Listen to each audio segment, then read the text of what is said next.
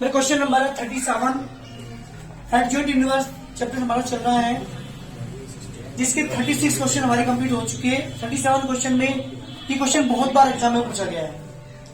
पहले मुझे इनवर्स निकालना है, उसके बाद इनवर्स का यूज करके, इसी इनवर्स का यूज करके मुझे क्वेश्चन को सोल्व भी करना है।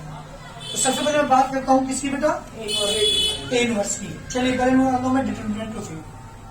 2 ये रो एक कॉलम कैंसिल, -4 + 4 -3, ये रो सेकंड कॉलम -6 + 4 +5, ये रो ये column 3 - 2, 2 × 0, 3 × -2, 5 × 1, -6 + 5 = -1 is not equal to 0. So A inverse exists. Now cofactors of A. जी बेटा, जो ए मैट्रिक्स आपको दे रखी है, हमें क्या निकालते हैं, उसके कोफैक्टर फाइंड करते हैं। यहां से जब आप कोफैक्टर निकालोगे C11 1 की power 2, first row first column -4 + 4, जी बेटा क्या आ गया, 0।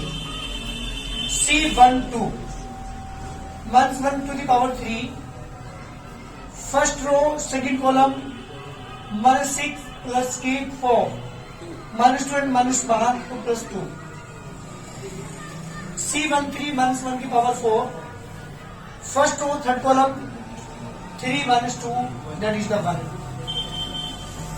C21 1 की power 3, second row first column 6 - 5 = -1, C22 1 की power 4, second row second column -4 - 5 - 9 and -9,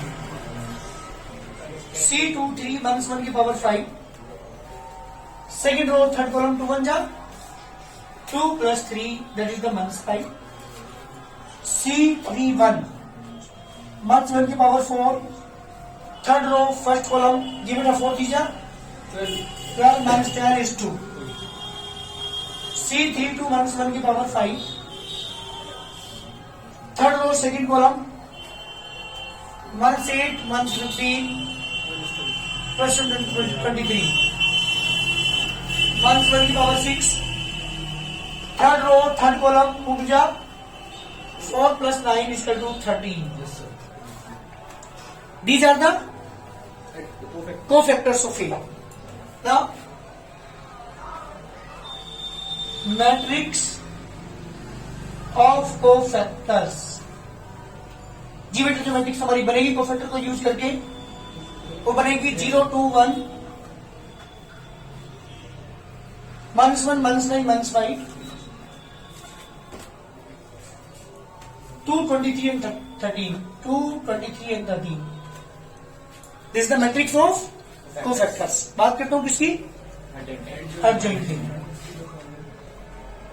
adjoint A equal to जाएगा बेटा 0 2 1 1 9 5 2 23 and 13। जी बेटा, दिस इज एडजॉइंट ए। बात करता हूं किसकी, नाउ ए इनवर्स। क्या था भाई कहूंगा, adjoint A upon determinant of A. Determinant की वैल्यू कितनी देखी, तो -1 बाहर ही रहेगा, 0 2 1 1 9 5 2 23 and 13। This is the A inverse. ध्यान सुनो पहले, इसे यही छोड़ दो, ये मेरा आंसर है। एक पार्ट का आंसर मेरा आ चुका, ए इनवर्स में निकाल चुका। अब मैं बात करता हूं इन क्वेश्चंस की जो आपको दी हुई थी। This equation can be written as, this equation can be written as ax = b। हाँ जी बेटा, where a = 2, जल्दी देखो इक्वेशन से देखो, 2 - 3 and 5 3 2 -4 1 1 -2, x = बेटा x y z, b = 11 - 5 and minus के 3। सुनो पहले मेरी बात, जो तुम्हें मैट्रिक्स दे रखी थी क्या वो मैट्रिक्स इसके इक्वल है क्या? देख लो, 2 1 3 5, 2 1 3 5, 3 2 1 4, 3 2 1 4, 1 1 minus 2 1 1 minus, इसका जब मैं इसका इनवर्स निकालूंगा वो इनवर्स यही आएगा। क्लियर? तो this is like now from equation number A. इस इक्वेशन में बात कर रहा हूं x बराबर क्या होगा? A inverse B. क्यों? क्योंकि मुझे इक्वेशन को सोल्व करने के लिए मुझे चाहिए ए इनवर्स, और ए इनवर्स में पहले निकाल चुका, तो मुझे यहाँ दोबारा इनवर्स निकालने की जरूरत नहीं है। पहले एक बार सुन लो 1 मिनट के लिए। कभी कभी ऐसा हो जाता है कि जो मैं ए आया ना मेरे पास ये वाला 2 1 3 5, कभी कभी इसका ट्रांसपोज दिया होता है यहाँ। कभी कभी क्या होता है, जो मेरी इक्वेशन से ए बना है वो ए यहाँ ना दे करके इसके ट्रांसपोज दे देगा यहाँ। तो पता क्या फर्क आएगा? जब इसके इनवर्स में इसका यूज करोगे इनवर्स, तो इसका ट्रांसपोज करना पड़ेगा आपको, बस ही ध्यान रखना। जो इनवर्स आएगा इसका, भाई किसका इनवर्स आ रहा है? इसके ट्रांसपोज का। क्यों? क्योंकि तुम्हें जहां मैट्रिक्स देखी वो इसका ट्रांसपोज दे रखा, तो जो इनवर्स आएगा वो किसका आएगा? इस मैट्रिक्स के इनवर्स का। अब मैं क्या करूं? इसका ट्रांसपोज कर देना बस इनवर्स का, वो इसका ट्रांसपोज हो जाएगा। या दूसरा तरीका यह है कि इसे यही चेंज कर लेना इक्वेशन के अकॉर्डिंग। इक्वेशन के अकॉर्डिंग क्या होगा? क्योंकि तो 2 1 3 5 यहाँ होगा कॉलम में, जबकि यहाँ पर 2 1 3 5 कहाँ है? रो में। तो तुम्हें यही से पता चल जाएगा कि जो मेरी इक्वेशन दे रखी है उसके अकॉर्डिंग ये ए नहीं है। तो यही क्या कर लो, इसे बदल लो, ट्रांसपोज यही करके इनवर्स निकाल लेना, वो इनवर्स आप डायरेक्ट यूज कर लेना जी बेटा। तो मुझे क्या करना है? x equal to A inverse B. x की वैल्यू क्या है? X Y z. A inverse की वैल्यू वो जो ऊपर आई थी from the equation number, this equation number B. बाद में कर लेंगे बेटा, रहने दीजिए। चल माइनस का मल्टीप्लाई करना है, कितना आएगा? 0 1 minus 2, मंथ के 2 प्लस के 9, मंथ के 23, मंथ 1 प्लस के 5, मंथ के 13, मल्टीप्लाई बाय मैट्रिक्स बी 11, मंथ के 5 एंड मंथ के 3। जब आप मल्टीप्लाई करेंगे एक्स वाई जेड की, जी बेटा फर्स्ट रो की मल्टीप्लाई फर्स्ट कॉलम में करेंगे। 0 मंथ के 5 प्लस के 6, मंथ 22 मंथ के 45 प्लस 69 मंथ के 11, मंथ के 25 प्लस के 39। जी बेटा यहां से कितना आ गया आपके पास? बोलो जल्दी। This implies x Y Z equal to 1। यहाँ पे कितना बचेगा? 2 और यहाँ पे कितना बचेगा आपके पास?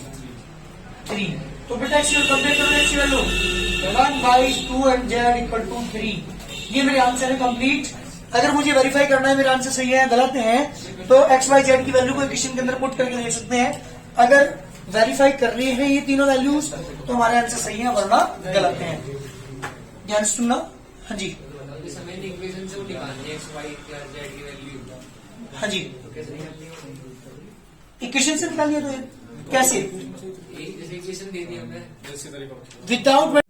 जी बेटा क्वेश्चन नंबर 38 मैट्रिक्स ये आपको दे रखी है, इनवर्स निकालना है और सोल्व द इक्वेशंस। ये इक्वेशंस हमें क्या करनी है बेटा? सोल्व करनी है। सबसे पहले बात करते हैं किसकी? डिटरमिनेंट रेट का कितना है? Determinant 34 is not equal to 0, so inverse exist. मुझे बताइए cofactors of A.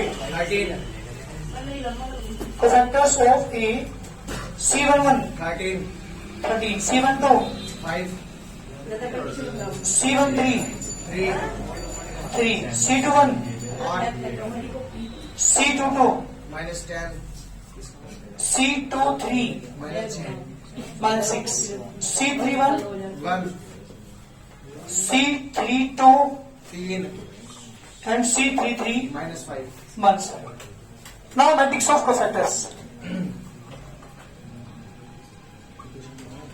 Matrix of cofactors. Ji matrix जो हमारी बनेगी कोफैक्टर को हम यूज करके 13 5 3 8 मंथ्स की 10 and month 6 1 3 and month 5। Now अर्जेंटी। जी बेटा अर्जेंटी क्या बनेगा? जल्दी बोलो। रो को कॉलम में, रो को रो में चेंज करते हैं। 13 5 3 8 -10 -6 1 3 -5। That is the urgent. बात करते हैं इनवर्स की। Give the A inverse equal to adjoint A upon determinant of law. G determinant की वैल्यू आई थी मेरे पास 34, 1/34 यहाँ पर आएगा 13, 5, 3, 8 months की 10 minus 6, 1, 3 months 5. That's the inverse. Now these equations can be written as. These equations can be written as Ax equal to B. Where A is equal to matrix A क्या बनेगी जरा question से देखो जल्दी 2 1 1 2 1 1 1 1 की 2 1 1 इसमें x नहीं है तो 0 3 months है and x equal to x y z ये मैट्रिक्स x होगी और मैट्रिक्स B इक्वल हो जाएगा बेटा 1 3 by 2 and 9. एक बात आप देख रहे होंगे ये बेटा जो मेरे पास मैट्रिक्स यहाँ पे आई है इक्वेशन से बंद करके क्या वो मैट्रिक्स उसी मैट्रिक्स इक्वल है जो आपको क्वेश्चन में गिवन थी ये देखना पड़ेगा 2 1 1 1 2 minus 1 minus 2 minus 1 and 0 3 में सेम है अगर ट्रांसपोज होती तो मैं जो इनवर्स आया था उसका ट्रांसपोज लेता ध्यान रखिएगा चीज यहाँ पे सेम बनती है वही मैट्रिक्स तो इनवर्स हमारा यही यूज होगा मैं क्वेश्चन में फ्रॉम नंबर ए यूज करो यहाँ पे from A x equal to हो जाएगा A inverse into B x Y z inverse की वैल्यू 1/34 तो बाहर है इनवर्स की वैल्यू आई थी 13 5 3 8 months की 10 minus 6 1 3 months 5 multiply matrix B की वैल्यू है 1 3 by 2 and 9 x Y z तो बाहर है 1/34 जी मल्टीप्लाई करेंगे तो एक बार क्या आएगा 13 4 3 12 plus 9 5 months की 15 plus 27 3 minus 9 months की 45 अरे ये करने के बाद क्या बदल दी इधर 1/34 तो बाहर है 34 यहाँ पे 17 151 तो 24 से डिवाइड करोगे तो एक्स वाई जेड की वैल्यू क्या आ गई बेटा 1 by 2 3/2 जब कंपेयर करेंगे तो एक्स की value 1 y is 1 by 2 and z is मंथ की 3/2 दिस द रिक्वायर्ड आंसर कभी कभी जो यूनिवर्स आपको यहाँ पे मैट्रिक्स दी होती है ना ध्यान दीजिएगा ये वाली मैट्रिक्स कभी कभी जो क्वेश्चन से हम ये बनाते हैं उसका ट्रांसपोज दे दी जाती है तो ध्यान रखना ये तो वही ट्रांसपोज करके इन्वर्स निकाल लेना या इन्वर्स करने के बाद उसका ट्रांसपोज कर लेना उसे यूज कर लेना क्वेश्चन के अंदर ठीक है ना अगला क्वेश्चन क्या है ध्यान सुनो हाँ बेटा दिस द क्वेश्चन नंबर 39 एक मैट्रिक्स ए इधर रखिए एक मैट्रिक्स बी इधर रखिए सबसे पहले बच्चा फाइंड ए बी पहले तो मुझे ए बी निकालना है उसके बाद इस क्वेश्चन को सोल्व करना है और साथ ए बी जो मैं निकाल रहा हूँ उसका ही यूज हो जाएगा यहाँ पे देखिए कैसे सॉल्यूशन पहले निकालता हूँ मैं ए इंटू बी बेटा ए मैट्रिक्स मेरे पास 1 months की 2 and 0 2 1 3 0 months की 2 and 1 मतलब बी है बेटा 7 2 1 6 months की 2 1 months की 3 and months की 4 and 2 and 5 सो यहाँ पे ए इंटू बी को मल्टीप्लाई करेंगे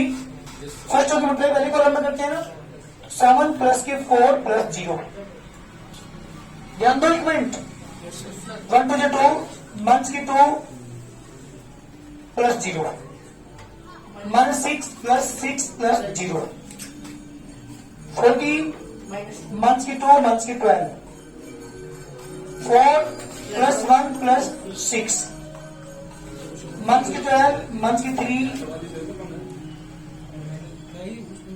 plus की 15 ये मतलब 0 plus की 2 months की 4 plus के प्लस के 4 months 4 0 months की 2 plus 2 and 0 plus 6 plus 5 बेटा ध्यान दे ए बी इक्वल टू आ गया 11 0 0 0 11 0 and 0 0 11 यानी A into B equal to 11 common 1 0 0 0 1 0 0 0 1 यानी A into B equal to 11 आई ध्यान सुनना पहले मेरी बात ध्यान सुनो। इसके बाद जब मैं क्वेश्चंस को लेकर के क्वेश्चन बनाऊंगा तो 1 1 2 एंड 0 1 1 2 0 ये वाली क्वेश्चन बनेगी। इन इक्वेशन से जब मैं मैट्रिक्स बनाऊंगा एक्स इक्वल टू बी की फॉर्म में से लिखूंगा तो वहां जो मैट्रिक्स बनेगी वो ए वाली बनेगी। इसका मतलब ये हुआ, ध्यान सुनो इसके बाद जो बताने जा रहा हूं ये है a into B equal to 11i, इसे लिख दो a into 1 upon 11 b equal to i। This implies this show that, ये लाइन शो कर रही है क्योंकि आप देख रहे होंगे इस मैट्रिक्स की 1 अपॉन 11 इंटू बी के साथ मल्टीप्लीकेशन आई एंटी मैट्रिक्स आ रही है। इसका मतलब ये हुआ कि ये इसका इनवर्स है, means A inverse equal to हो गया 1 अपॉन 11 बी, यानी A inverse equal to 1 upon 11 matrix B की वैल्यू है 7 2 -6, मंथ के 2 1 मंथ 3 एंड मंथ के 4 2 and 5। ये मेरा इनवर्स है ना। जब मैं क्वेश्चन लेके चलूंगा, अभी क्वेश्चन को लेके चलूंगा तो मुझे इनवर्स निकालने की जरूरत नहीं पड़ने की, मेरे इनवर्स यही आएगा। अगर आप निकालना भी चाहेंगे दो फैक्टर का यूज करके तो यही आएगा। और ये मैंने किससे निकाल के दिखाया आपको, ए इंटू बी से। जब मैंने मल्टीप्लाई की थी दोनों मैट्रिक्स की, मेरी बात सुनो, अब आप यूं कहोगे सर आपने 1 अपॉन 11 को एक ही साथ क्यों नहीं लिया, क्योंकि मुझे इसका इनवर्स चाहिए था ना, और ये मैट्रिक्स यहीं से बनेगी तो मुझे इसका इनवर्स चाहिए था। इसका इनवर्स लगाने के लिए जो किसके मल्टीप्लाई में आएगा वो उसका इनवर्स होगा, तो 11 को इसके साथ लिया मैंने बी की, क्योंकि इससे जो इक्वेशन से जो मैं मैट्रिक्स बनाऊंगा वो ए बनेगी बी नहीं बनेगी। अगर सपोज कीजिए कभी कभी ये होता है कि जो इक्वेशन आप लेके चलेंगे उससे मैट्रिक्स बी वाली बन जाती है, कोई फर्क नहीं पड़ता। तो 11 किसके साथ लेंगे, ए के साथ अपॉन में 11 लेकर के हम बी का मैट्रिक्स किससे कह देंगे, इनवर्स, सॉरी, ठीक है ना। तो यहां मुझे इनवर्स की जरूरत अब नहीं निकालने की जरूरत है, इनवर्स में ये यूज करूंगा। कहां से आए, ए इंटू बी से इनवर्स निकलता है मेरा, क्योंकि आपको पता है इनवर्स की डेफिनेशन क्या थी। अगर किसी मैट्रिक्स में किसी अदर मैट्रिक्स की मल्टीप्लाई कर दें, मल्टीप्लाई करने के बाद जो मेरी अगर एंटी मैट्रिक्स बन रही है तो वो उसका क्या कहलाती है, इनवर्स कहलाती है। किसी भी मैट्रिक्स में किसी दूसरी मैट्रिक्स की मल्टीप्लाई करने के बाद अगर वो मैट्रिक्स आई बन जाती है तो वो क्या कहलाती है, उसका इनवर्स कहलाती है, ठीक है ना। तो यहाँ ए की 11 बी में 1/11 बी की मल्टीप्लाई करने के बाद ये आई बन रहा है तो ये क्या है बेटा, इसका इनवर्स है। अब दीजिए क्वेश्चन करेंगे, अब मेरा क्वेश्चन यहाँ से स्टार्ट होता है। Now these equation can be written as ax equal to b, where जी बेटा मैट्रिक्स से बताओ जल्दी, मैट्रिक्स से क्या होगी, 1 1 1 के 2 and 0 2 1 3, इक्वेशन से बोलना 0 1 के 2 and 1 x equal to x y z and matrix b is equal to 10 8 and 7। now this implies x equal to क्या होगा जल्दी बोलो, a inverse b, x की value x y z, a inverse की value बता, ये inverse की value यहां से 1/11 g 7 2 -6 -2 1 -3 मंथ के 4 2 and 5 multiply matrix B 10 8 and 7 x Y z 1/11 बाहर है, जी दोनों में से करेंगे तो क्या आएगा, देखो जल्दी एक बार, 70 + 16 - 42 मंथ की 20 + 8 मंथ की 21 मंथ की 40 + के 16 + के 35 एक्स वाई जेड 1/11 जी बेटा यहाँ पे कितना आएगा, 44 मंथ 33 11 डिवाइड करूंगा x Y Z equal to 4 मंथ से 3 and 1। कंपेयर करोगे दोनों मैट्रिक्स के एलिमेंट्स की, कंपेयर करने के बाद x is 4 y is -3 and z is 1, this the required answer. ये मेरे पास एक्स वाई जेड की वैल्यूज है। अगर इन वैल्यूज को मैं इन इक्वेशन के अंदर पुट करता हूं तो ये सेटिस्फाई करेंगी। तो दीज आर द इक्वेशंस। इस तरह से हम मैट्रिक्स मेथड यूज करके किसी भी 3 इक्वेशन से सोल्व कर सकते हैं। यहाँ एक बात देखने लायक होगी, हमें इनवर्स निकालने की जरूरत नहीं पड़ी। कहां से आया इनवर्स, ए और बी की मल्टीप्लीकेशन से इनवर्स आया है। तो मेरे पास जो इनवर्स आया है उसका यूज मैंने कहां कर लिया, A x equal to B use करके यहाँ पे निकाल ली एक्स और वाई और जेड की वैल्यू। बहुत इंपॉर्टेंट क्वेश्चन है, बहुत बार एग्जाम में आ हुआ है। ये बड़ा क्वेश्चन नंबर 1040 मुझे सोल्व करनी है नहीं क्वेश्चन को, ये क्वेश्चन सही फॉर्म में नहीं है। ध्यान सुनो, ये सही फॉर्म में नहीं है। पहले क्या करूंगा बेटा, सही फॉर्म में दोनों को लेट 1/x को मैंने माना कैपिटल एक्स, 1/y को कैपिटल वाई एंड 1/z को मैंने माना capital Z. So this implies ये रहेगी 2x 1 की 3y प्लस की 3z is equal to 10 and only x plus की y प्लस की z equal to 10 and 3x minus की y plus की 2z equal to 13. That is the equation of 1, 2 and 3. ये है equations. Now these equations can be written as ax equal to b, where a matrix हो जाएगी 2 minus की 3 3 1 1 1 3 months के 1 and 2 x equal हो जाएगा बेटा x y z and b matrix हमारे पास आ जाएगी 10 10 and 13. a x and b these are the three matrix. Now determinant of a और बार determinant की वैल्यू कितनी आई माइनस के equal to 0. So a inverse like this. Now cofactors of a cofactor C11 बोलिए C11 3 C12 C13 C21 C22 C23 C31 C32 C33 5. These are the cofactors. Now matrix of cofactors. Matrix of divide cofactor का use करके जो matrix हम बनाएंगे 3 1 minus 4 3 minus 5 minus 7 minus 6 1 and 5. This is the matrix of cofactors. Now मैं बात करता हूं बेटा किसकी, एडजॉइंट की. एडजॉइंट की कितना हो जाएगा, इसको transpose 3 1 minus 4 3 minus 5 minus 7 1 6 1 and 5. This is adjoint है. बात करता हूं इनवर्स की. Now A inverse is equal to adjoint है डिटरमिनेंट ऑफ A. Adjoint की वैल्यू लिखेंगे तो 1 की 9 सॉरी डिटरमिनेंट की वैल्यू 1 की 9 तो 1 की value 9 3 3 minus 6 1 minus 5 1 minus 4 1 minus 7 5. This is the inverse. बेटा यहाँ सुनो. Now from equation number A give it x equal to inverse B. X की value x y z months की वैल्यू 9 3 3 minus 6 1 months की 5 and 1 months 4 months की 7 5 multiply matrix B. Matrix B तो मेरे पास है 10 10 13.